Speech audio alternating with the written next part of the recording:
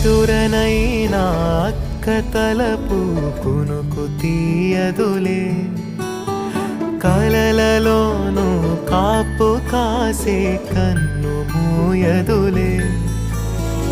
అక్కయే జగమణి బతికేటి తమ్ముడు వీడురా, అక్కనే బిడ్డగా పెంచేటి అమ్మైనాడురా. వీడి ప్రేమని పొగడగా భాషలేవి చాలవురా. ఈ